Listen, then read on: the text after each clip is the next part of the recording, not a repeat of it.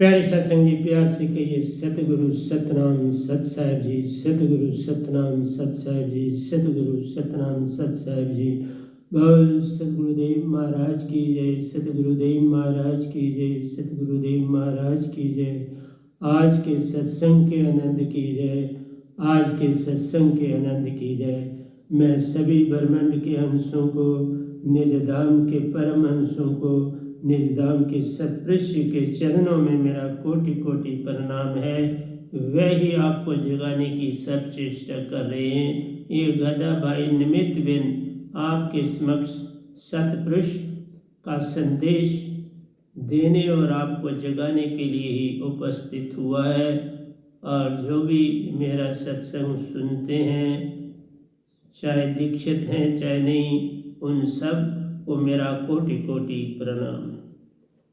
तो प्यारी सत्संग जी, आज हम मन की दुनिया में, मन और मान की दुनिया में दाखिल हुए हैं कि इसको हम कैसे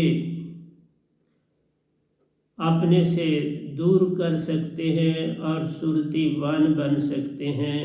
हृदयवान नहीं बनना प्यारे सत्संग जी, सुरतिवान बनना है। हृदय भी मन बुद्धि चित्त अहंकार, ये भी अंग ओंकार भगवान के हैं, मान के हैं और मन के हैं। इसलिए हृदय से आप भक्ति करोगे प्यारे सत्संग जी, तो आप महायोगेश्वर की सीमा तक ही जा सकते हो। आप उससे आगे अपने सच्चे लोग की ओर नहीं जा सकते, क्योंकि वहाँ तुर्यातीत तक की सीमा है। जिन्होंने भी निर्वाण प्राप्त किया है प्यारे सत्संग जी, अभी तक वो तुर्यावस्था तक ही गए।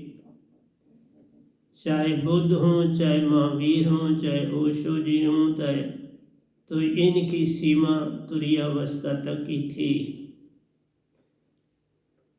इसी तरह 7 योगेश्वर जो थे प्यारी सत्संग जी, वो तुर्यातीत तक गए। और ये गदा भाई भी जो आपके समक्ष बैठा है, इसने पहले तुर्यातीत अवस्था को पार किया, फिर आगे गया।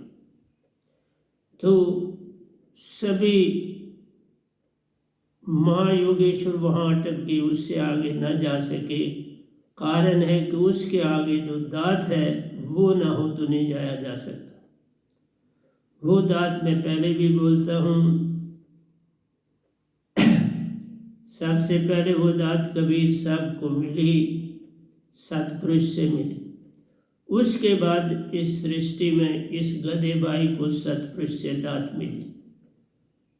उन्होंने भी बांटा इस दात को, जगाया संसार को, बहुत कुछ लिख के गए। ये गधा भाई भी जगाने की चेष्टा कर रहा है और आपको अपने संग निज घर ले जाने की चेष्टा भी कर रहा है। उन लोगों को भी दीक्षा देता हूँ जिन्होंने शरीर त्याज दिए और वो भक्ति की ओर जाना चाहते थे, लगन थी, तो वो शरीर त्याज के भी दीक्षा पा सकते हैं। प्यारे सत्संग जी, मैं आपको एक मच्छंदर नाथ जी की बात सुनाऊंगा कि मच्छंदर नाथ जी गोरखनाथ जी के गुरु हुए हैं। तो सिंगल द्वीप जो था, सिंगल द्वीप, उसके जो राजा थे उनकी पत्नी बड़ी सुंदर थी। राजाओं की पत्नियां तो सुंदर ही होती हैं। तो मच्छंदर नाथ जी प्यारी सत्संग जी, उन्होंने उनको बुलाया हुआ था, उनसे बहुत कुछ सीखा। तो मच्छंदर नाथ जी जो थे वो सिंगल देव द्वीप के राजा की जो पत्नी थी उस पर मोहित हो गए। बहुत भाई अच्छी लगी, चले गए। फिर अपने काम में जुट गए और वो गोरखनाथ जी से मच्छंदर नाथ जी बड़े डरते थे, क्योंकि गोरखनाथ ने मच्छंदर नाथ जी के साथ बड़ी हर बात पर प्रश्न किए और उत्तर मांगे और उन्होंने उत्तर दिए। उनका आपस में गठबंधन पर प्रश्न और उत्तर पर था। एक बार मच्छंदर नाथ जी गोरखनाथ जी को क्या के तो चल पड़े कि मैं भाई चला हूँ कहीं बाहर, आ जाऊँगा, जब मौज हो जाएगी तो आ जाऊँगा। तो वो निकल गए और जब वो सिंगल देव के राज में पहुंचे तो वहाँ बड़ा देखा शोरगुल है, लोग बड़े शांत हैं और बस एक ही तरफ चल रहे।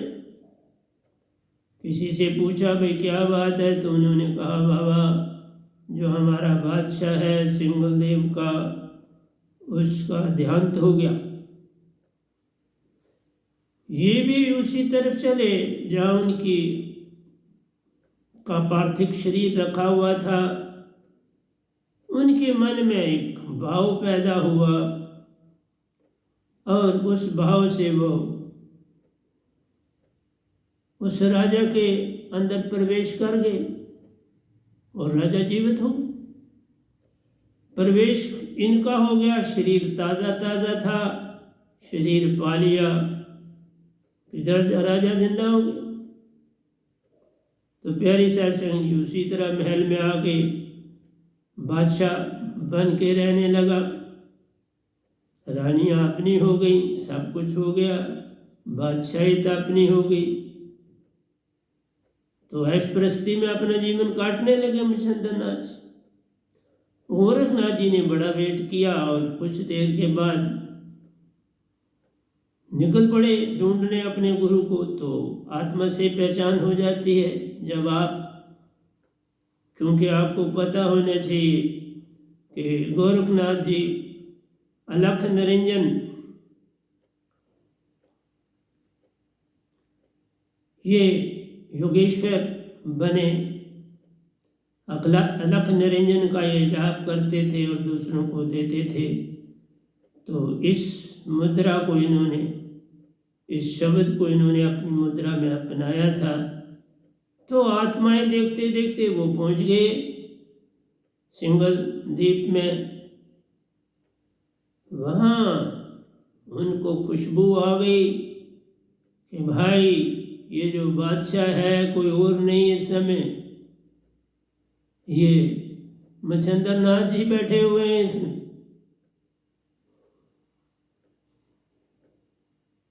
मिले उनसे और उनको बहुत बुरा भला कहा, क्या बात है भाई,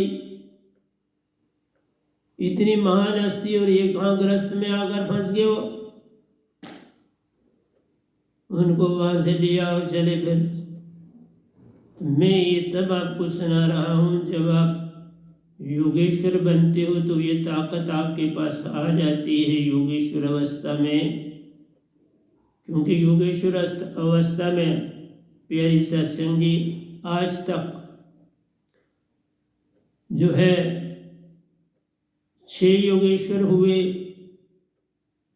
और 7वां ये गदा भाई भी पहले योगेश्वर बना, फिर आगे निकल गया सतपुरुष के दायरे में चला गया, लेकिन पहले योगेश्वर बना। क्योंकि पहली भक्ति जो मेरी थी वो ओंकार भगवान के शब्द की ही थी और उनसे मैं आगे तुरिया से तुरियातीत पहुंचा। तो मैं आज आपको तुरिया और तुरियातीत अवस्था में ले जाऊंगा।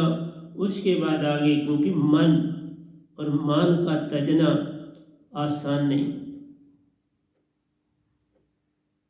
मान बड़े मुनिवर गले, मान सभी को खाए, मान मार देता। अभी आपको मच्छंदर नाथ जी की बात सुनाई, मान से वो बादशाह में दाखिल हो गए क्योंकि उसकी पत्नी उनको पहले ही बड़ी पसंद थी।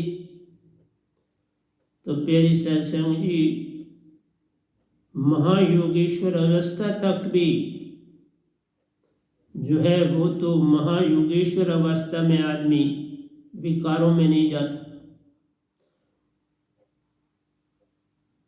और ये जो 7 आपके सामने योगेश्वर हुए, देख लो, गोरखनाथ जी खुद नहीं कहीं गढ़े, कहीं आपकी कोई उदाहरण आप नहीं दे सकते, आप गायत्री जी का कोई उदाहरण नहीं दे सकते, राजा जनक का नहीं दे सकते, सुखदेव का नहीं देख सकते, वेद व्यास का नहीं दे सकते। इसलिए मैं आपसे यही कहता हूँ, इस गधे भाई का आप नहीं दे सकते कि तुरीयावस्था तक विकार है, क्योंकि वहाँ आत्मा 75% तक चेतन होती है और 25% मन बहुत बड़ी चीज होती है। बुद्ध में भी जब 2 उनके ग्रुप बने, हयान और महायान, तो प्यारे सत्संग जी उन पर भी विषय विकार का दोष लगा। जब वो एक बाग में अपना आश्रम बनाए रहते थे, उनका खाना जो बनाने वाली लेडी थी, दूसरे ग्रुप ने, उसकी मृत्यु हो गई, दूसरे ग्रुप ने बुद्ध पर इल्जाम लगा दिया। इसलिए मेरी प्यारी सत्संग जी, इल्जाम लग जाना ही बहुत बड़ी बात होती है, लेकिन जो दुश्मनी निभाते हैं तो वो तो गलत ढंग से प्रचार कर ही देते हैं। इसलिए बुद्ध जैसी महान हस्ती के ऊपर भी जो था वो माटी का लेप किया जाने की लेप करने की चेष्टा करी गई, लेकिन बुद्ध, और वो केस भी चला उस पीरियड के राजा के पास, लेकिन वो बरी हुए, उनका केस रंग साबित हुआ। तो मेरा आपसे कहना है कि तुरीय अवस्था में आपका मन और मान नहीं जाता। इसलिए कहा, योगी योगेश्वर मुनि ऋषि मुनि जपी तपे सन्यासी आदि तुरीय अवस्था तक काफ़ी चले जाते हैं, लेकिन उनमें विकार का भाव रहता है।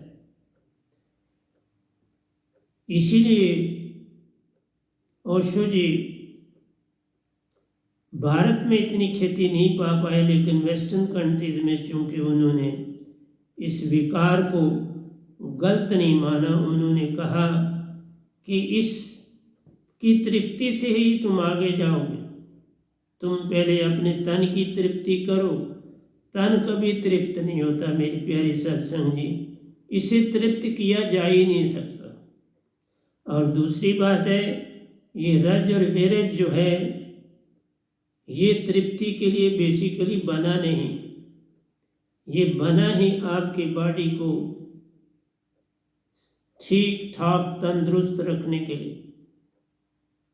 ये वेरे राज और वेरज आपकी बॉडी में रहे तो आपके चेहरे पर एक रौनक रहेगी। आप यौगिक हैं तो वो सारा राज वेरज जो है, चाहे आप कितनी भी आयु के हो जाएं, आप बूढ़े नहीं हो जाएं, आपके दांत वैसे के वैसे रहें। मैं आपके समक्ष बैठा हूं, मैं इस शरीर के लिहाज से 80 क्रॉस कर चुका हुआ हूं और मेरे सारे दांत पूरे हैं। मैंने बताया था 2 दांतों को डॉक्टरों ने ऊपर से छेड़ा था, लेकिन नीचे उनको जो था वो मेरी नर्व को डेड नहीं कर पाए। 3 नर्वें काट भी दी, लेकिन वो डेड न हुई। तो फिर वो ऊपर जो उन्होंने सुराख किया था, वो ऊपर से वो गिर गया, लेकिन नीचे से वो आधा दांत फर्स्ट क्लास है, ठीक है, खाना खाता हूँ, सब कुछ करता हूँ, तो सारे के सारे दांत मेरे इंटैक्ट हैं। इसी कारण कि मेरी बॉडी से कई सालों से जो है वीर्य नहीं गिरा, वो बॉडी में ही रहता है। रात दिन बॉडी में रहता है, मैं बड़ा कम खाना खाता हूँ, लेकिन आपके सामने बैठा हूँ। पूरी तरह से मैंने कोविड के इस सारे पीरियड में कोई मेडिसिन नहीं ली, कोई कुछ नहीं किया। मैंने इवन आपसे ये भी कहूँगा, मैंने कोई परहेज भी नहीं की। मैंने एक मास्क खरीदा था, वो अभी भी इसी टेबल के नीचे अभी भी इसमें पड़ा, वो बिल्कुल न्यू है। हाँ, कभी बाजार पहनता था वही पहन जाता था, वही बिल्कुल नया का नया, अभी भी बिल्कुल नया पड़ा है। तो मेरा कहना है कि आपके पास बड़ी ऊर्जा है और यही ऊर्जा भक्ति में आगे ले जाती। अगर आप तुरीयावस्था में भी जाना चाहते हो तो ध्यान की विधि यूं करें जैसे नाद कुरंग, पल पर भी बिछड़े नहीं, प्राण तजेते सम।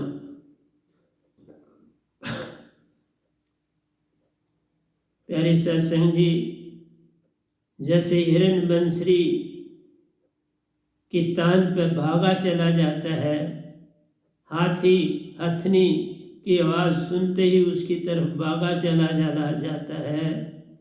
हाथी शिला पत्थर को, मार्बल की पत्थर को धूप में चलते हुए अपना साया देखता है तो उसके साथ अपने सर को पटक पटक के अपने आप को मार देता है। कांच के मकान में कुत्ते को रख दो तो वो दूसरा कुत्ता समझ के अपने साये को बस भूंक भूंक के मर जाता है। तो प्यारी सत्संगी, तुम्हारी ऊर्जा तुम फेंक फेंक के मर जाते।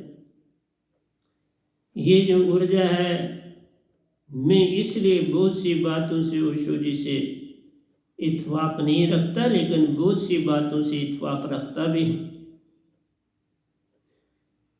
मैंने पहले भी बोला है, मैं उनसे उसी महीने मई के महीने ही उनका जन्म हुआ है, मई के महीने मेरा हुआ।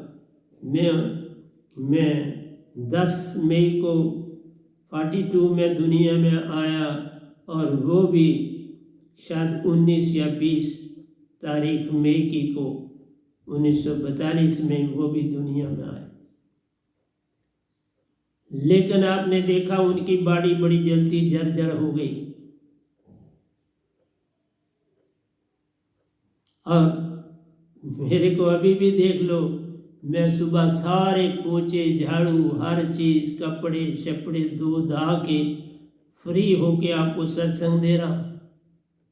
सारा काम आश्रम का खुद करता हूँ, चदरे खुद देता हूँ, झाड़ू खुद मारता हूँ, पोछे खुद मारता हूँ, पोछे खुद धोता हूँ। लान है यहाँ गार्डन है, उसको पानी एक दिन छोड़ के एक दिन देता हूँ। प्यारी सत्संग जी, आपने अभी यंग रहना है तो ये ऊर्जा अगर आपने बड़ी इस्तेमाल करनी है तो 55 साल के बाद मत करो। 55 की आयु के बाद इस वस्तु का आप फेंकना छोड़ दो। फिर देखो आप फिर मेरे असूलों पर चलो तो फिर देखो आपको क्या मिलता है। सारे असूल यहाँ थोड़ा बोल दूंगा, मेरे को मिलो, मैं आपको बिल्कुल यंग बना दूँ। कोई आपको कहता है सांस भाई लो, तो सांस लेने से आपकी 20 साल उम्र नहीं मिले। मैं तो कहता हूँ तुम्हारी उम्र इतनी बढ़ जाएगी, सांस की विधि तुम आज जान लो सही तो तुम्हारी उम्र अपने से दुगनी हो जाएगी। अगर तुम्हारी 50 साल की आयु है 100 साल हो जाएगी। इसलिए अभी देखो हमारे प्राइम मिनिस्टर मोदी साहब, उनकी मदर 100 ईयर्स की आयु में शरीर तजा, कितनी महान आत्मा हुई हैं, कितना दुख दर्द उन्होंने झेला, मेहनत मजदूरी करी और आज अपने बेटे को देखा कि वो इस भारत का ताज बने, विश्व में नाम पैदा किया। माँ बाप यही तो चाहते हैं, और माँ बाप की क्या इच्छा होती है, उनको और कोई इच्छा नहीं। वही कहते हैं कि हमारा वंश जो है उसमें कोई उन्नति करे। तो मैं आपसे कहता हूँ सबसे बड़ी उन्नति भक्ति में होनी चाहिए। जो सही उन्नति है वो तुम आप तरो, औरों को तारो। पद प्रतिष्ठा अच्छी है पर उससे आगे कुछ मिलने वाला नहीं।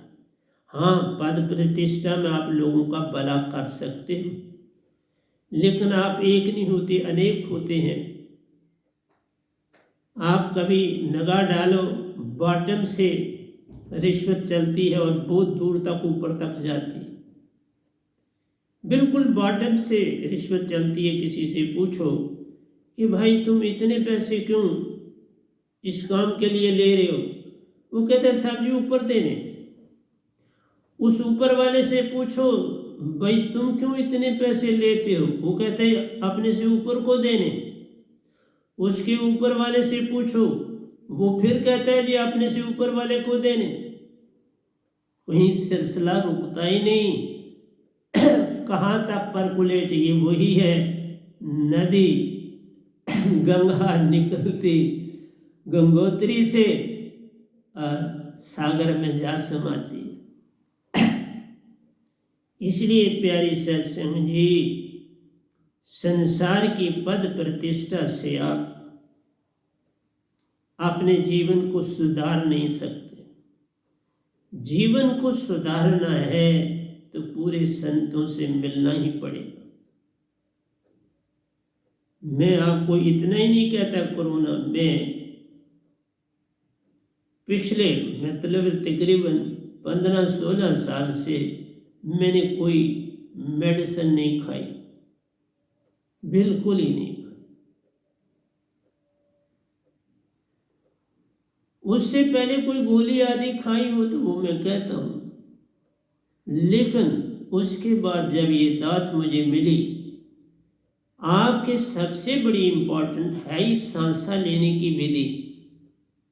और सांसा लेने की विधि तो संतों से ही मिलती है, और उस सांसा विधि में और भी बड़ी चीज़ें शामिल होती हैं। आपने आपके बैठने का अंदाज, आपने खाया कितना है उसका इस्तेमाल, आपने कैसी डाइट खाई है उसका इस्तेमाल, आपने किस तरह से मन और मान को अलहदा करना है और सुरतीवान होना है उसका ज्ञान, फिर संसा सुरती और नेति को कैसे जोड़ना है, कैसे आपने सुषमना सम करनी है, सूरज और चांद नाड़ियों को एक करना है। तो इस तरह ये सारी बातें आप दुखों में नहीं आया करो फटाफट।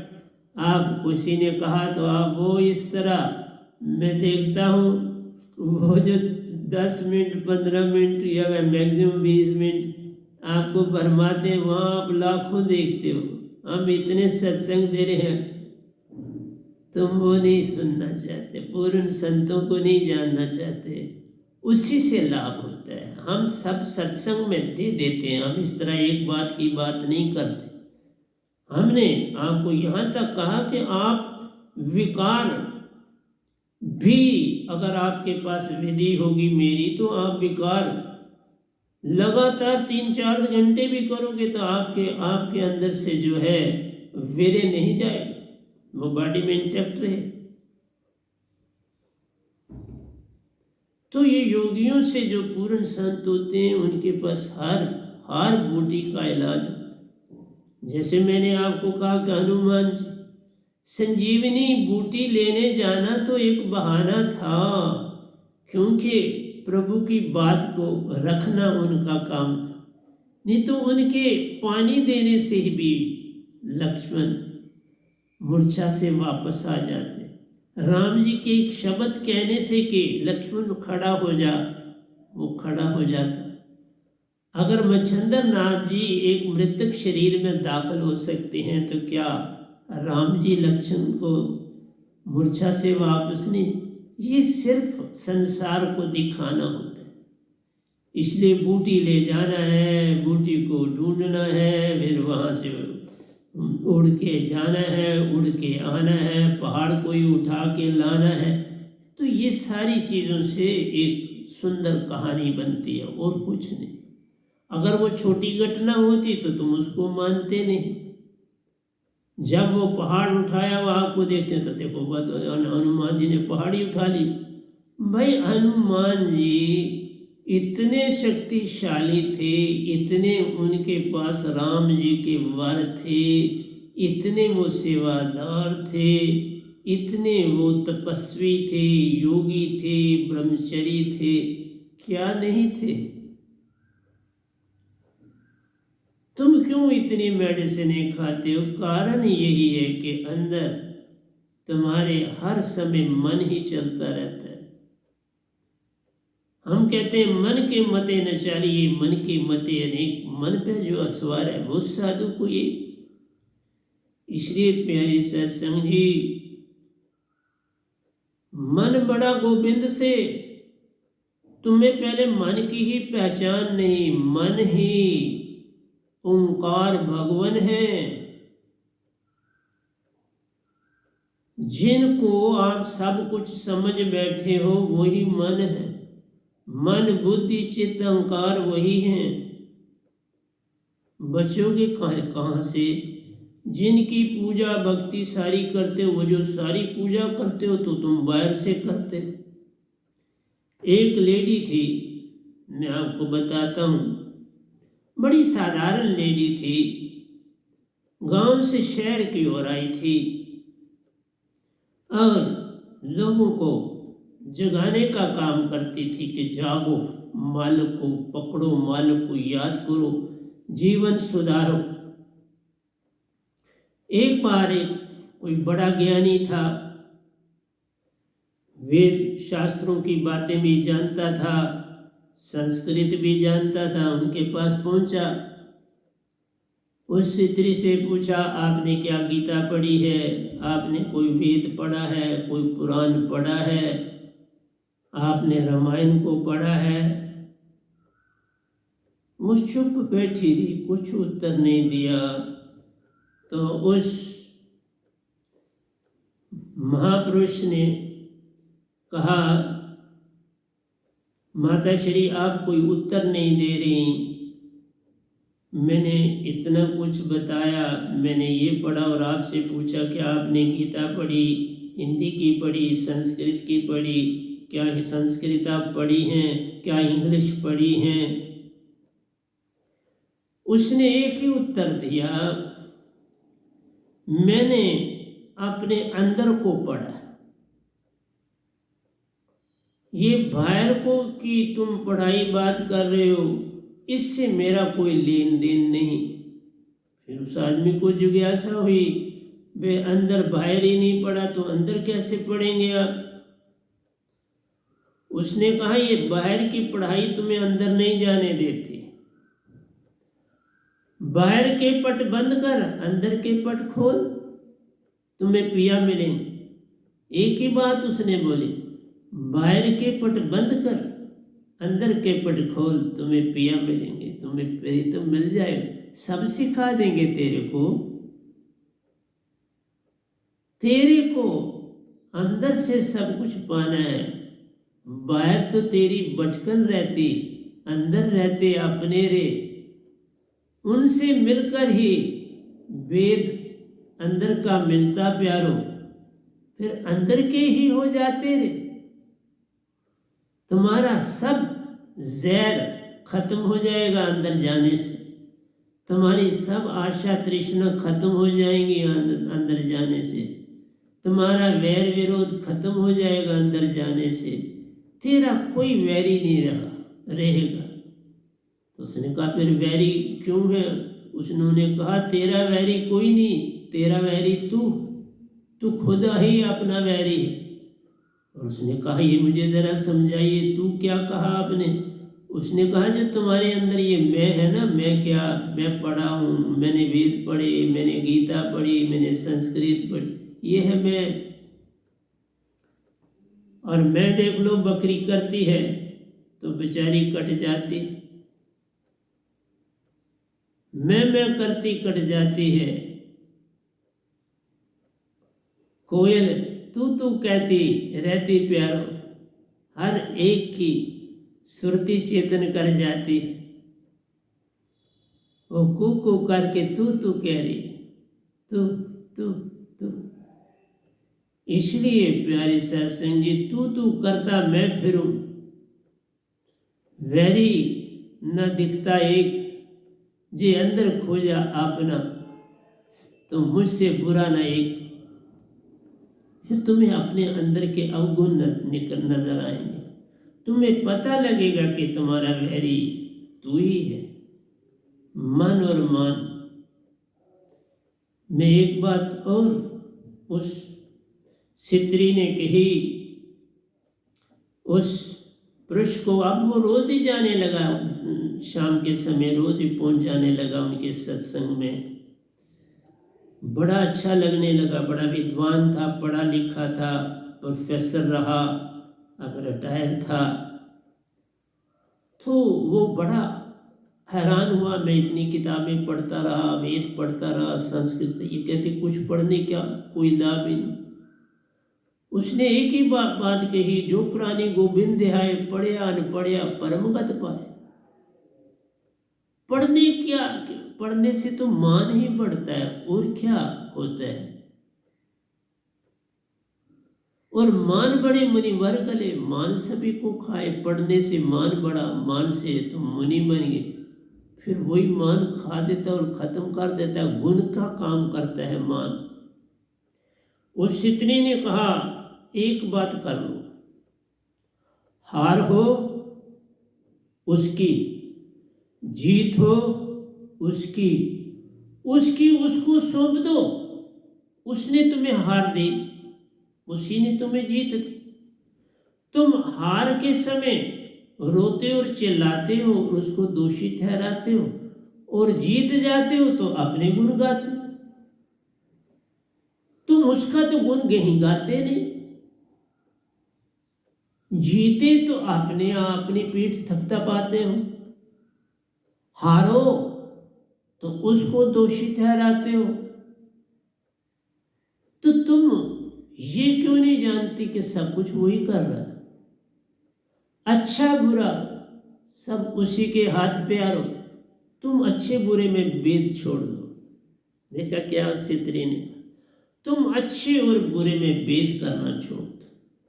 अच्छा भी वही करता है, बुरा भी वही करता है। तुम अच्छे को भी अपना लो, बुरे को भी अपना लो। तुम अच्छा अच्छा अपनाते हो, बुरा फेंकते जाते हो। बुरा वेखण में गया तो बुरा न मिलया को, जो सुरती खोजी अपनी तो मुझसे बुरा न को। तुम क्यों नहीं अपने आप को बुरा देखने की चेष्टा करते? तुम गुण अपने देखते हो और अवगुण दूसरों के देखते। मैं कहता हूं तुमको उसी तरह तुम अपने अवगुण देखो और दूसरे के गुण देखो। टीवी पे देखो, सभी पार्टियां क्या कर रही, अपने को अच्छा तो दूसरे को बुरा। ये है संसार। हम कहते हैं तुम अपने अवगुण सामने कर दो, अपने अवगुण सामने रखो और दूसरे के गुण रखो, तो फिर देखो कैसा हो जाता है। दूसरे को गुणों को आगे रखो, अपने अवगुणों को रखोगे तो फिर तो वही सच्चा इंसान है। बस वो तुम्हारा अपना। जो गुण दूसरों के ढूंढता प्यारो, अवगुण अपने जान लेता रे, वही सच्चा भगत जगत में सबको राह बतलाता जाता है। सबको सच्ची राह वही बतलाता। फिर उस प्रोफेसर को और लोगों का कांटेक्ट हुआ। उसने कहा, बाबा ऐसी लेडी है जो कहती है अंदर जाओ, तो आओ चलो मेरे साथ, आओ उस सत्संग में। वो भी आने लगे, वो भी सत्संग सुनने लगे। फिर उसने कहा, जितना ज्ञान बाहर का है उसको त्याग दो, फिर अंदर का ज्ञान उगने लगता है। कोई फूल दूसरे फूल को नहीं देखता कि वो दूसरे को देख के खिले, वो खुद खिलता है। हर फूल खुद खिलता है, सिर्फ माली उसकी देखभाल करता है। माली का पौधे की जूनी से कोई लेन देन नहीं है। माली खाद देता है, माली गुडाई करता है, माली घास फूस निकालता है, पानी समय पर देता है, धूप लगने देता है, खुली धूप खुली हवा, फूल खिल उठता है। तो तुम सबका माली अंदर बैठा है ना, वो अंदर से सब देगा, पानी भी देगा, खाद भी देगा, तुम्हारे बुरे विचारों को अपने में ले लेगा, अच्छे विचार तुमको देगा। ये जानवरों ने भी, मैंने तुम्हें कहा, ओम से ही सब कुछ पाया, सब बोलियां ओम से आई और अनहद से आई, दोनों एक ही चीज है। ओम मानो, अनहद मानो। अनहद दुन बमर गुफा सु आती प्यारो। ओम तुम्हारे मस्तक का काम है, आज्ञा चक्कर से जुड़ा होता है ओम शब्द, शास्त्र सार से जुड़ा होता है, आज्ञा चक्र से जुड़ा होता है, दोनों से जुड़ा होता है। इसलिए प्यारे सत्संग जी, आप सदा जवान रह सकते हैं अगर आपको सांस लेने का दम आ जाए। आपको कभी बेड कोल्ड ही नहीं लगेगा, तो आप सदा तंदुरुस्त रहेंगे। मुझे जब से ये दात मिली है, मुझे कभी बेड कोल्ड नहीं हुआ। मेरी दोनों श्वासें एक साथ चलती रहती। इसलिए संतों का संग करो प्यारो, जो पूर्ण संत जग में आते प्यारो, सुषमन तुम्हारी सम कर जाते प्यारो। बस अंदर लेना, बाहर छोड़ना, विधि सिखा जाते जान रे। सुषमन सम जब हो जाती प्यारो, आत्म चेतन हो जाती जान। सारा संबंध ही सुरति और नृत्य का तुम्हारे श्वास से है। श्वासा तुमने जान ली, पहचान ली, इसका प्रयोग कर लिया, तो तुम्हारी आयु अपने आप बढ़ गई। तुम आयु ज्यादा बढ़ा के करना क्या चाहते हो? सेहत ही तुम्हारी बीमारी ही नहीं लगी। बीमारी सांस से, और दोनों श्वास से एक साथ चले, कोई बैक्टीरिया नहीं अंदर दाखिल हो सकता। ईडा और पिंगला जब दोनों सम हो जाती प्यारो, कोई कीटाणु अंदर नहीं जा सकता। कीटाणु जाता ही अंदर तक है जब तुम्हारी एक बंद और एक खुली हो, दो में नहीं जा सकता। ये उसको विधि नहीं आती, दो में दाखिल होने की उसको विधि ही नहीं है, ढंग ही नहीं पता है। वो इतनी तीव्र होती है कि उसका फ्लो बर्दाश्त नहीं कर सकता बैक्टीरिया। इसलिए सुषमना सम करने आ जाए तो ये सुषमना बिन पूर्ण संत के कोई भी ब्रह्मांड में नहीं जानता इसका राज। इसका राज एक ये गदा भाई हो तो मेरे सतगुरु दो ही जानते हैं, ब्रह्मांड पूरा राज। और इस समय भी मैं दिखा देता हूं, दोनों एक साथ चल रही हैं। सब में आप कहता नहीं हो जाती है, क्योंकि हर समय सिमरन में रहता हूं। सिमरन की गति यूं करो जैसे नाद कुरंग, पल भर भी बिछड़े नहीं, प्राण तजे ताई सम। अब ये तभी बंद होगी जब प्राण जाएंगे, तो दोनों इकट्ठी, नहीं तो खुली रहती। बेड कोल्ड होता ही नहीं, और तुम बेड कोल्ड ही नहीं होगा तो बीमारी बैक्टीरिया ही नहीं लगेंगे, तो जुआन ही रहोगे ना, बूढ़े कहां से हो जाओ। मैंने कहा ना कि 10 मई को मैं 81 क्रॉस कर जाऊं। इस मैं का कहने का मतलब मैं तन के लिए कह रहा, मैं आत्मा के लिए। आत्मा मेरी सदा अमर है, उसकी कोई आयु नहीं। और मैं कभी आपको बताऊंगा ये भी कि आत्मा कैसे अमर है। बाकी सबकी उम्र है, इवन आपके शिव की उम्र है, ब्रह्मा की उम्र है, विष्णु जी की उम्र है। कई शिव ब्रह्मा और विष्णु आए, कई ओंकार आए और चले गए, तुम्हें पता भी नहीं चला। ओंकार भगवान से भी आयु ज्यादा होती है एक संत की। कई ओंकार जब आके चले जाते तो संत का एक पल होता जान रहे। समझते हो? कई साल लाखों साल बीत जाते ब्रह्मा के तो विष्णु का एक पल होता जान रहे। विष्णु के कई लाखों साल गुजर जाते प्यारो तो शिव का एक पल होता जान रहे। शिव के लाखों जन्म हो जाते प्यारो तो ओंकार का एक पल होता, युग का एक पल होता जान रहे। युग आ जाता, युग के हजारों साल गुजरते प्यारो तो ओंकार भगवान का एक पल होता जान रहे। कई ओंकार आते और जाते प्यारो संत का एक पल होता जान रहे। ये उम्र हमारी प्यारो, ये उम्र एक संत की जान है। यही कबीर साहब ने कहा। इसलिए तुम्हारे पास इतना कुछ है जिसका अंदाज ही नहीं, पर तुम समझना ही नहीं चाहते कि सांस कितनी इंपॉर्टेंट है। ये टीवियों पर नहीं समझाई जा सकती सांस की विधि, ये संतों को मिलने से ही इसका राज खुलता है, ऐसे नहीं खुलता। तो आइए मैं प्रवचन की दुनिया में आगे चलता हूँ। मैंने आपको 2 उदाहरण इसलिए दिए कि पढ़ना लिखना बाहर ले जाता, अंदर डूबना ही अंदर ले जाता रे।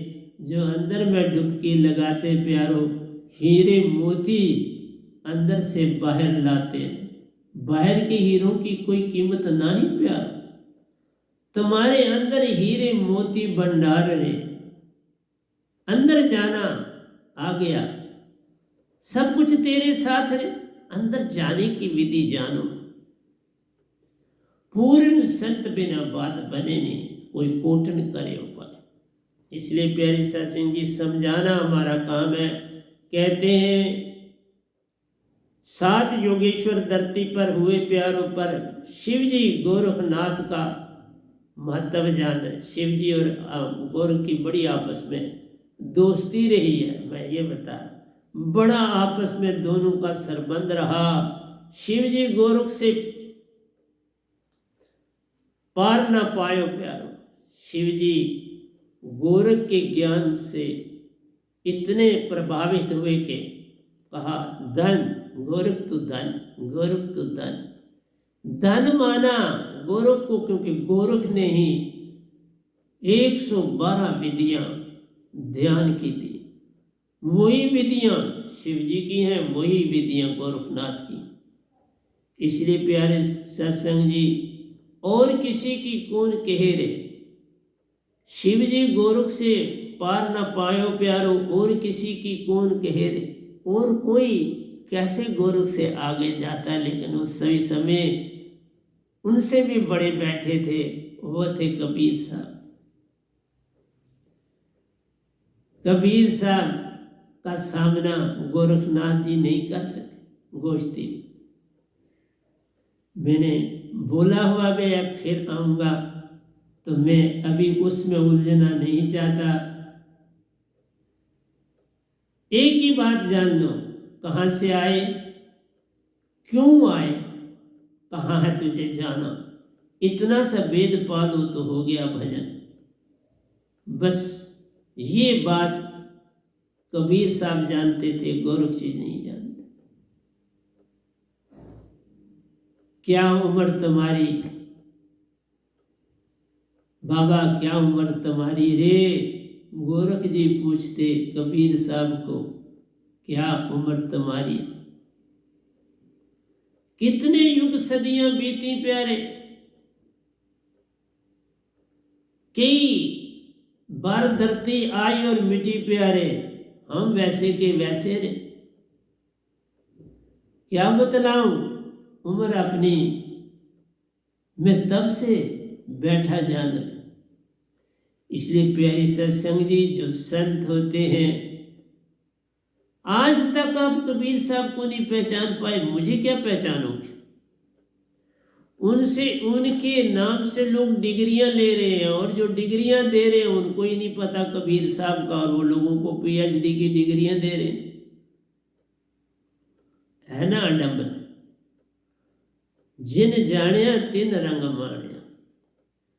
जो जानेगा कबीर को वही जानेगा सतपुरुष के राज को, और वही जानेगा अपनी सुरती। कबीर को जानना शब्दों से नहीं, कबीर साहब को जानना है तो अपनी सुरती से जाना जाएगा। उनकी सुरती से मैच कराना पड़ेगा, वो फ्रिक्वेंसी लानी पड़ेगी, तब तुम जाके प्यारी सत्संग जी चेतन हो सकते हो, महाचेतना को जान सकते हो, सतपुरुष की पहचान कर सकते हो। इसलिए कहा पूर्ण सतगुरु पाइए, मिटे सकल कलेश। अब वही प्यारा अंदर रहता मेरे, अब और से लेन न देन। अब वही प्यारा मेरे अंदर रहता, और किसी चीज से लेन देन नहीं रहा। इसलिए प्यारी सत्संग जी, अपनी पहचान करो तो सब कुछ हो जाएगा। शिव प्रथम योगेश्वर प्यारो, अंतिम व नाम सतगुरु जी महान तू जाने। देखा, शिव प्रथम योगेश्वर प्यारो। ये गदाबाई जो है प्यारी सत्संग जी, जब ये तन तजेगा तो योगेश्वर भी अंतिम होगा। उसके बाद अभी कोई इस कलयुग में और कोई योगेश्वर नहीं आएगा। और एक संत भी यही पूर्ण है। मैंने आपको इसलिए उदाहरण दिया मच्छंद्र नाथ जी का, कि एक गुरु तुरिया अवस्था को पाया हुआ भी दूसरे तन में जा सकता है, तो संत की क्या महिमा है, आप जरा सोच सकते हैं। इसलिए गोरखनाथ मणिपूरक योग द्वारा प्यारो, वो बड़े योगों का इस्तेमाल करते थे, लेकिन एक उनका जो था मणिपूरक योग द्वारा प्यारो।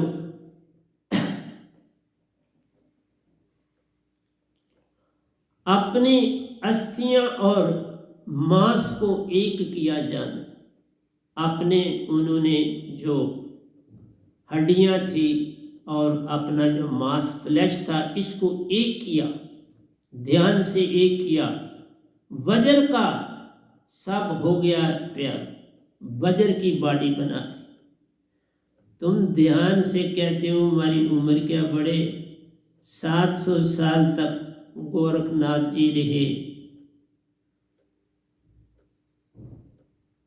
चांगादेव जी 1400 साल तक धरती पर रहे।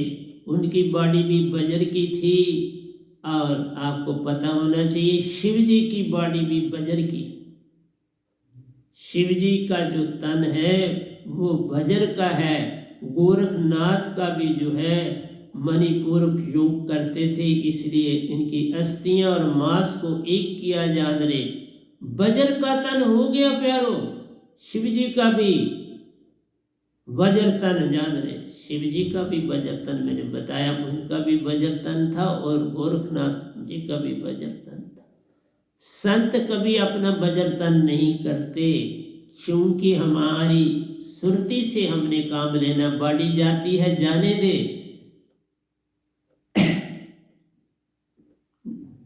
इसको जाने दे, जब जाता है सुरती नृत्य एक कर। यही सच्चा काम है, सुरती और नृत्य को एक करना संतों का सबसे बड़ा काम। सुरती फंसी संसार में, तासे पड़ गया दूर। सुरती बांध, अस्थिर कर आठों पैरा दूर।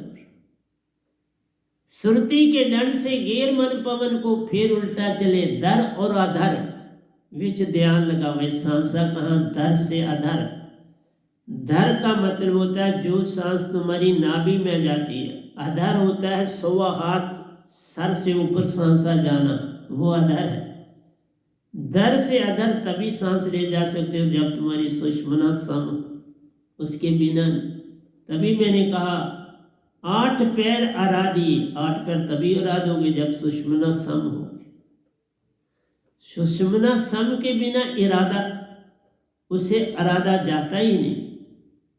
इसलिए तुम्हें कहाँ मेरे सत्संग समझ आएंगे आसानी से, पहले नहीं आ सकते। गोरख जी 700 साल निज काया को रखा जान रहे, अपनी काया को साथ रखो, बजर की भी बनाई तो भी 700 साल तक की कायम रख सके।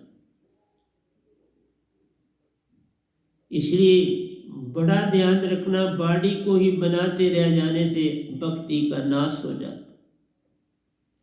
बॉडी की फिक्र ना कर, तुम अपनी आत्मा को चेतन कर ले, महाचेतन आत्मा को पाले। सतपुरुष की आत्मा महाचेतन, सतगुरु की आत्मा चेतन। इसलिए जो सार शब्द आपको दिया जाता है उसमें महाचेतन आत्मा होती, वो आपको मिलती। वो शब्द थोड़ा है, वो सुरती है, महाचेतन सुरती।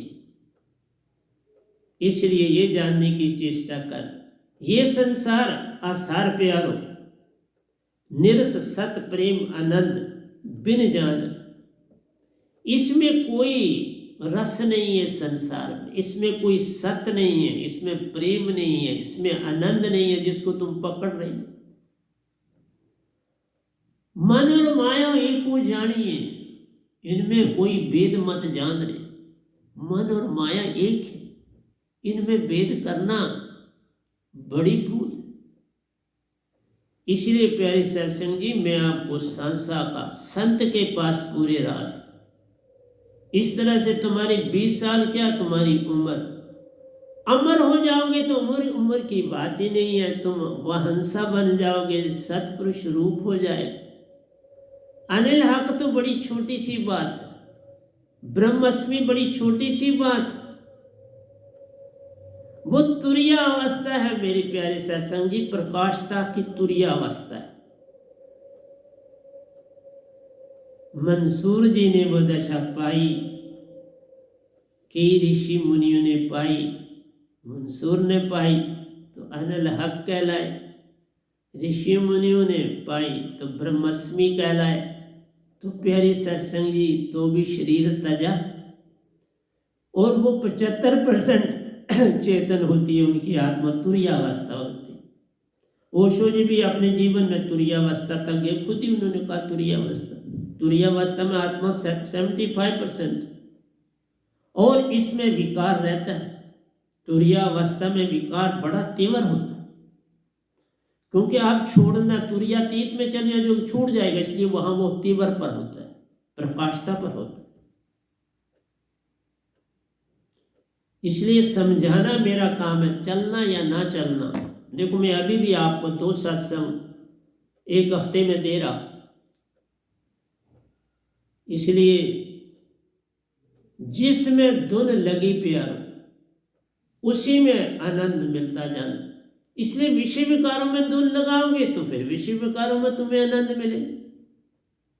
तुम अपने अंदर के राज विरज को संभाल के रखोगे तो ध्यान में आनंद मिले। यही ऊर्जा आनंद देती है, तुम्हारी बॉडी थोड़ा आनंद देती है, दूसरे का तन थोड़ा आनंद देता है, तुम्हारी अपना वीर्य रज और वीरज आपको आनंद देता है। आनंद इससे है जब तक तुम्हारे तन से है, जो ही बाहर निकला तो तुम स्थिर हो जाते, मुर्दे समान नहीं हो जाते। फिर तो तुम कोसते हो अपने आप को, मैंने क्या कर दिया। हम कहते हैं पहले ही मत उस साइड पर जाओ, फिर देखो कितना आनंद आता है। पर तुम संभालना कठिन है ना, ये बिना सतगुरुओं के ये बात नहीं बैठ पाती। धुन आप ही आनंद में प्यारो, जो धुन होती है वो आनंद में होती है। तुम माया पैसा पकड़ते हो तो तुम्हारी धुन पैसे में, तो तुम्हें आनंद मिलता है। तुम विषय विकार में जाते हो तो तुम्हें आनंद, क्योंकि तुम्हारी धुन उसमें लगी है। जिस चीज में धुन लगाओगे उस चीज में, तुम्हारी धुन में आनंद है, वस्तु में आनंद नहीं। इसलिए जब तुम तुम्हारी धुन आत्मा में होती है तो तब तुम्हें आत्मिक होके तो तुम्हें आनंदित हो जाते हो। तो जब आत्मिक आनंदित होते हो तो तीनों चीजें मिल जाती हैं, सत्य भी, प्रेम भी और आनंद भी, तीन मिलते हैं। तुम विकार में जाते हो तो एक मिलता है, पैसा में जाते हो तो एक मिलता है, बस आनंद थोड़ा सा, और वो भी आनंद नहीं, बेसिकली मजा है।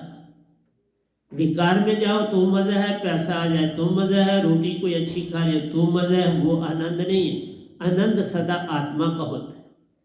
सत्य, प्रेम और आनंद आत्मा के गुण है, ये शरीर के गुण नहीं। ये भी विजाती है। क्या क्या समझाऊं, सब जगह अंधा, सभी को लगा है पिटवा का धंधा। क्या करूं, समझा ही रहा हूं पिछले 12 सालों से। 12 साल से मैं आपके साथ जुड़ा हूं और आपको सत्संग दे रहा। ये मैं YouTube में मेरा सत्संग 983 दे रहा। इससे पहले मैंने 1000 सत्संग किए हैं जो बड़े लंबे हैं, 3-3 घंटे के हैं, वो हार्ड डिस्क में पड़े हुए, उनमें से एक भी अभी आपको नहीं दिया। इसलिए प्यारे सत्संगी, जागने की चेष्टा करो। जहां धुन वहीं प्रवेश प्यार, जहां धुन है लगी वहां तुम प्रवेशा करो। देख लो, अभी मैंने मच्छंदर नाथ जी को सिंगल देश की रानी पसंद आ गई और जब राजा ने प्राण तजे उसमें प्रवेश कर। ये तुरिया अवस्था वाले कर सकते हैं, बाकी की तो बात ही नहीं। जो संत होता है इसलिए वो जहां चाहे 1 सेकंड में पहुंच जाता है, किसी भी जगह। लाख कोस जे गुरु बसे, सतगुरु बसे, सुरति देव पठाए, छिन आवे छिन जाए, तुमको चेतन कर जाए। तुम्हें मिनटों में चेतन कर जाएंगे, तुम्हारी अंदर की आत्मा को चेतन करके चले जाए। जो तुम्हारे अंदर कोई थोड़ा सा भ्रम होता है वो छूट जाता है और तुम पूर्ण सत्तत्व की धारा में चलने लगते हो। जहां धुन वहीं प्रवेश प्यारो। संसार में धुन लगाने से जन्म मरण छूटा मत जान ले। संसार से धुन लगाओगे तो फिर 84 लाख योनि में आओ। तुम पैसा पकड़ो, तुम अंबानी बन जाओ, अडानी बन जाओ, तुम बड़े नेता बन जाओ, संसार से धुन जन्म देती है।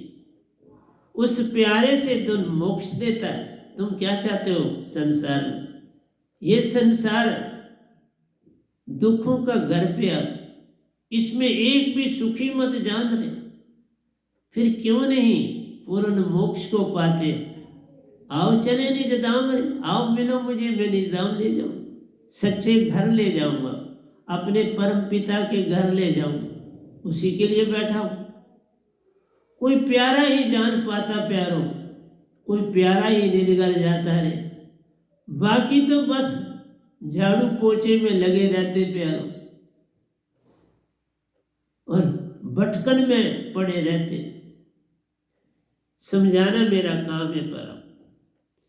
जिसको दिन जहां लगी प्यारो उसी में पहुंचा जान रहे। आनंद पदार्थ वस्तु में नहीं प्यारो, अनंत तो तेरे अपने अंदर जान रहे थे। अभी कहा उस और लेडी ने क्या कहा, अंदर जाओ, तुम्हारे अंदर सारे ग्रंथ हैं, वो तुम्हें सिखा दें।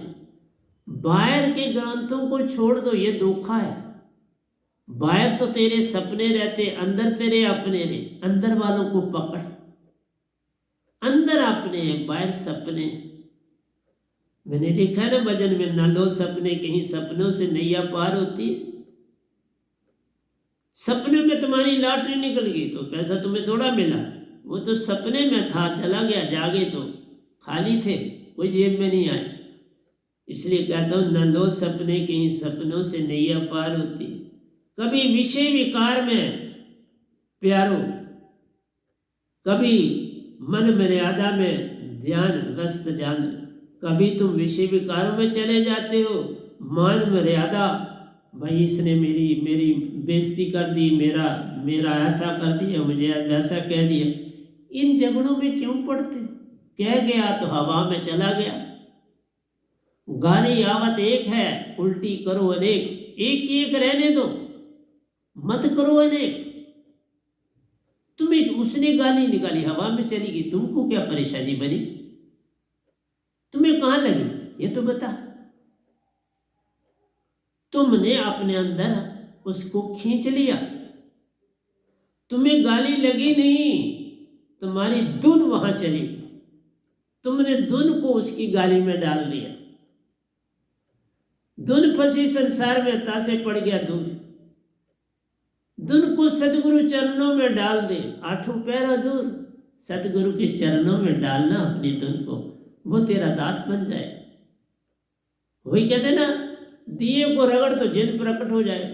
बात वही है, तुम जरा अंदर सतगुरु का ध्यान करो, सतगुरु संग देंगे। और सतगुरु में सतपुरुष बैठे, तेरा प्यारा उन्हीं में बैठा है, वो हाजिर हो जाए। तभी कहा ना, 3 मील त्रैधारा बने, आगे गंगा एक, सतपुरुष सतगुरु दोनों को पकड़, 3 से 1 हो जाएगा। तुम भी गए, सतगुरु भी गया, सतपुरुष आ गए। और बहुत बार ऐसा होता, सतपुरुष भी गए, तुम भी गए, और सतगुरु रहता है, मध्यम रहता है। पहला और तीसरा गुम हो जाता है और मध्यम रहता है। यह सतगुरु की महिमा।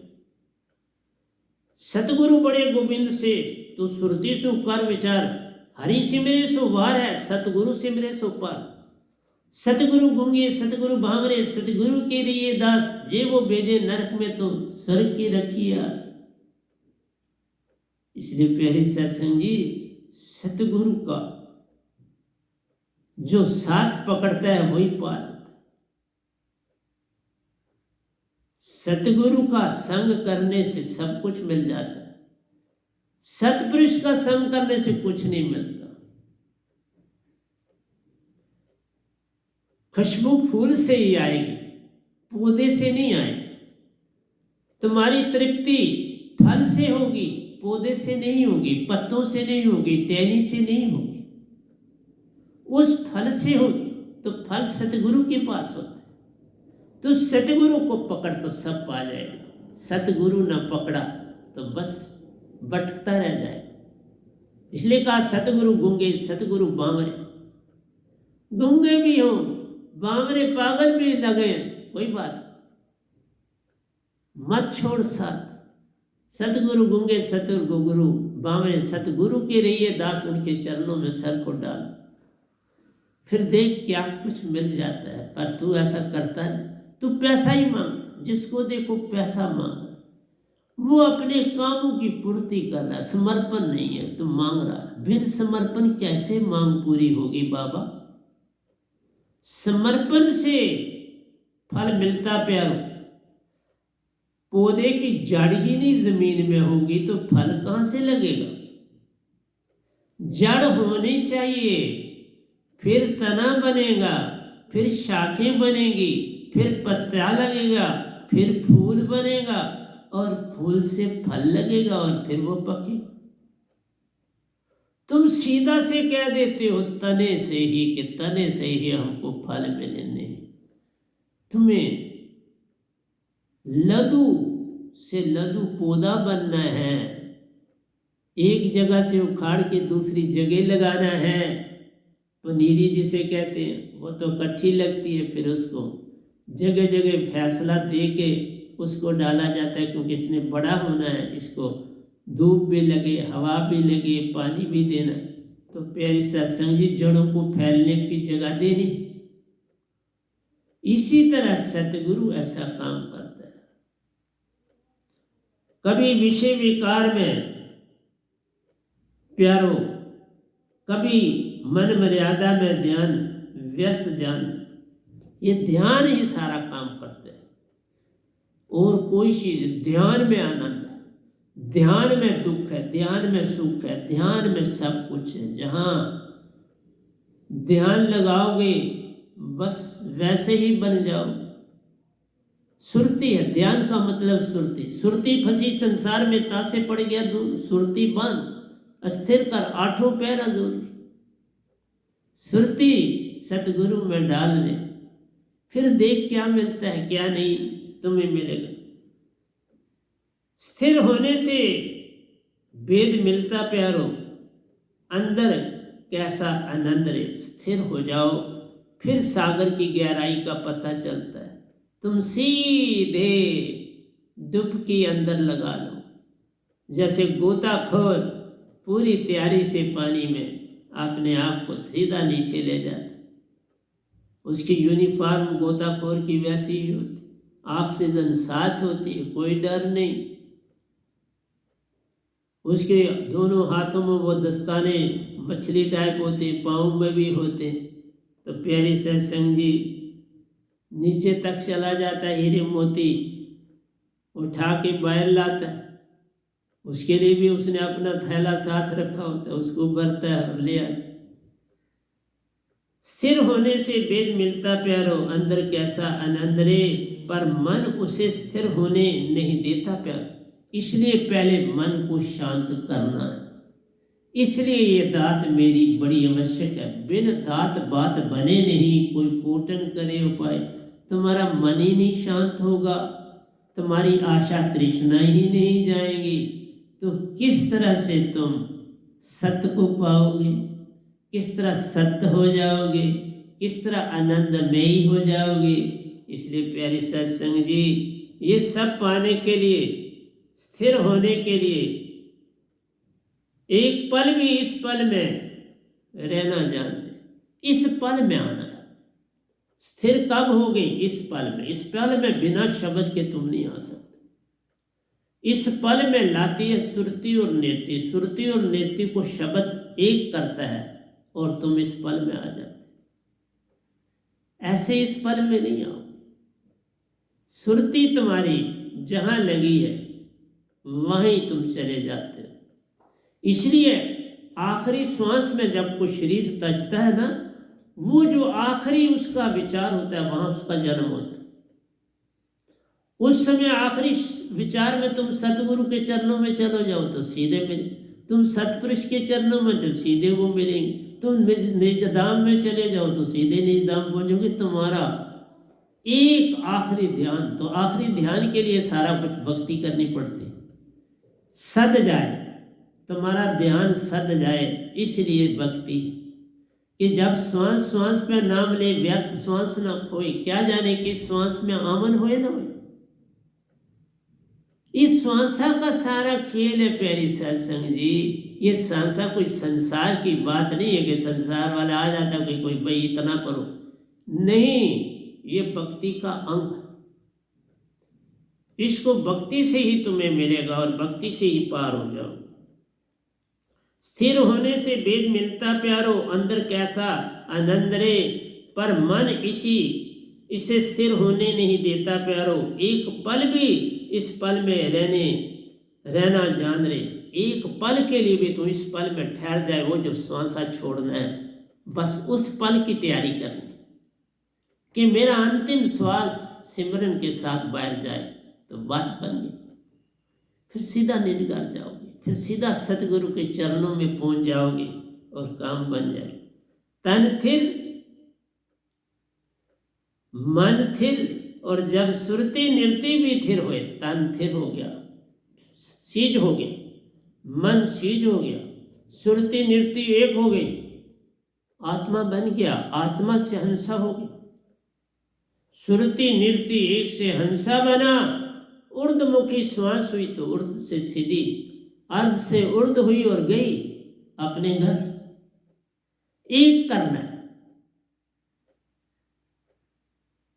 तन मन वाको दीजिए, जाकी सुरती आनंद, उसी के सर पर, उसी के पांव पे सर धर, पल में मिले वे संत, पल में उस संत के दर्शन हो जाएंगे, पल में निज घर जाएगा। कुछ भी पीछे मत देखना प्यारे, सब कुछ ही मिल जाएगा। निज घर जाने का मतलब है सब कुछ तुम्हें मिल जाए, सब कुछ पा जाओ। मन थिर तन थिर मन थिर प्यारो, जब सुरती निर्ति भी थिर थिर जान रे, कहे कबीर वह पलक का कल्प न पावे कोई। उस पल की महिमा कोई विरला जन पावे। तन थिर हो जाएगा, मन थिर हो जाएगा, सुरती निर्ति थिर होए रे। उस पल का भेद, उस पल की खबर एक प्यारा ही जान पाता जान है।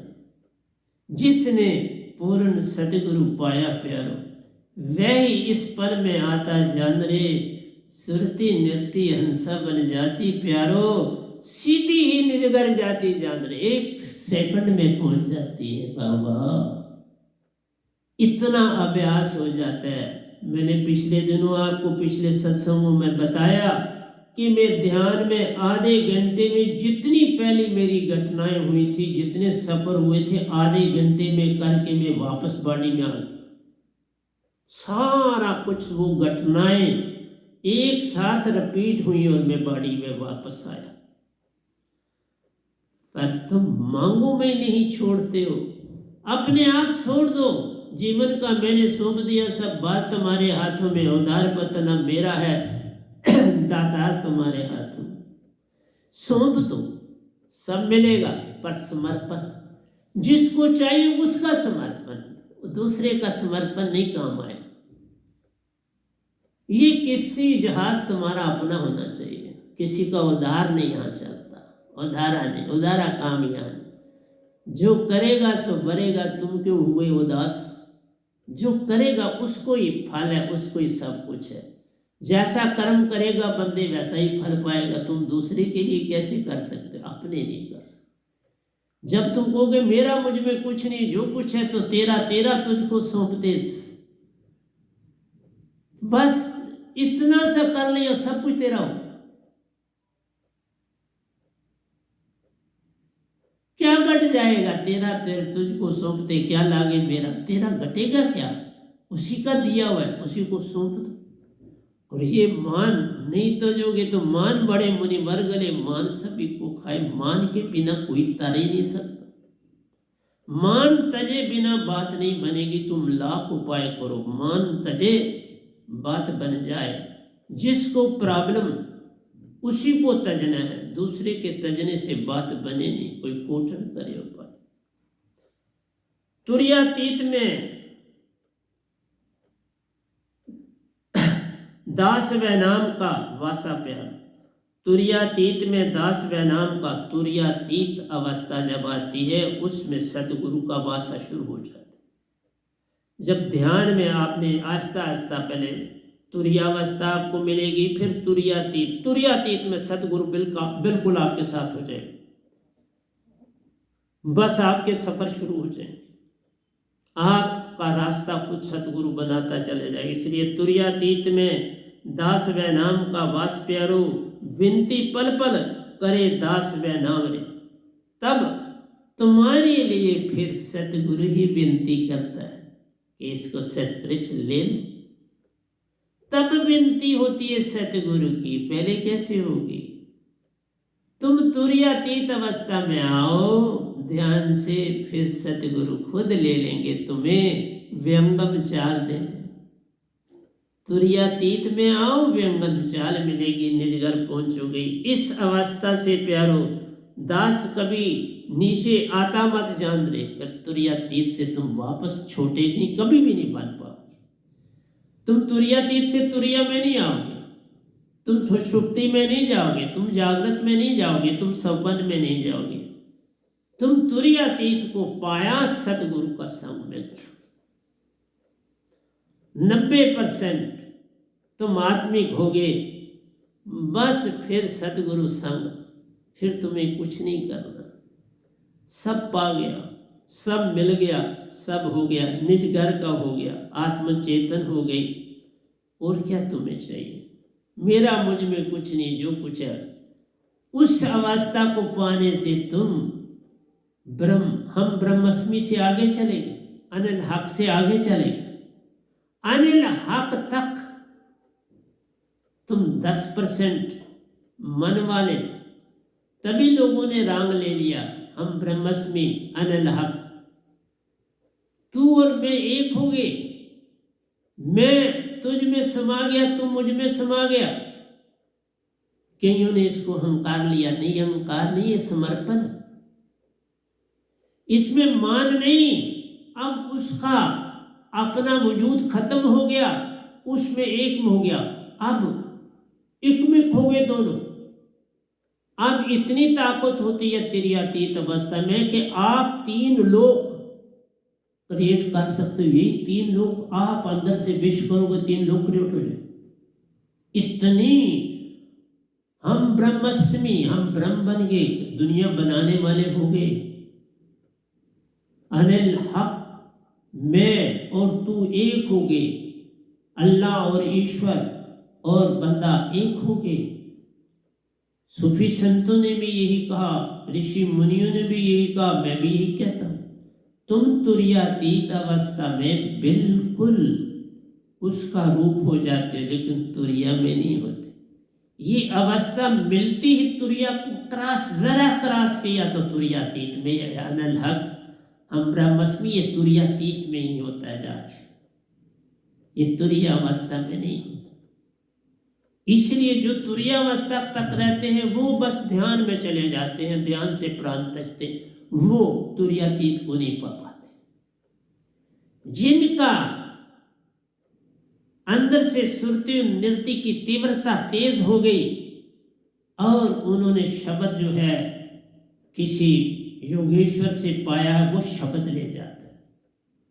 मैंने आपको बोला है अलख निरंजन, स्वांग सत ज्योति निरंजन, निरंकार ओंकार, ये शब्द हैं जिनके द्वारा तुम्हारी मन की विधि कम होती चली जाती हो और तुम आत्मिक होते चले जाते हो। और एंड में तुम जब 90% ये अवस्था पा लेते हो, तुम्हें नहीं पता चलता, फिर तुम एक दुनिया नई बना सकते हो, इतनी शक्ति होती है। लेकिन कोई ऐसा नहीं करता।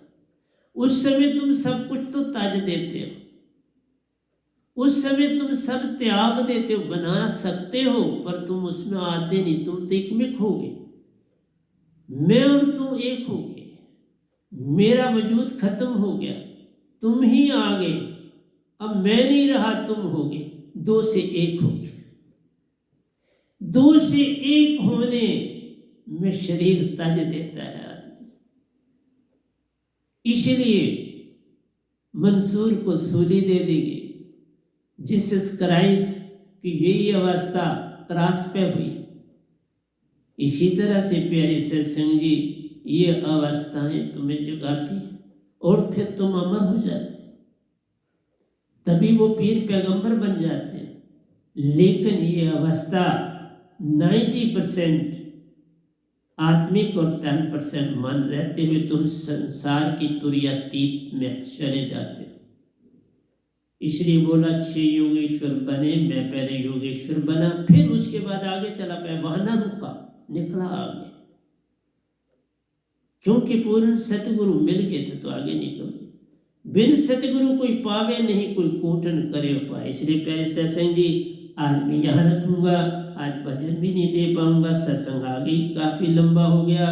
बस आपको जगाने की चेष्टा करता हूँ, यही कहता हूँ, अपनी मांग अपने तक रखो। ये दूसरे का लिए बड़ा काम नहीं कर पाते, क्योंकि समर्पण चाहिए। समर्पण से सब काम होता है, समर्पण के बिना होता नहीं। और जब तक ये दात ही पास न होगा तो समर्पण कैसे होगा? ये दात सारा ही काम करती है। तो प्यारे सत्संग जी, प्यार से कहिए सतगुरु सतनाम सत साहिब जी, सतगुरु सतनाम सत साहिब जी। बोल सतगुरुदेव महाराज की जय, सतगुरुदेव महाराज की जय। आज के सत्संग के आनंद की जय, आज के सत्संग के आनंद की जय। मैं सभी सत्संग सुनने वालों को, जो दीक्षित है और जो नहीं भी है, उनके चरणों में मेरा कोटि कोटि प्रणाम है, उसे कबूल कर।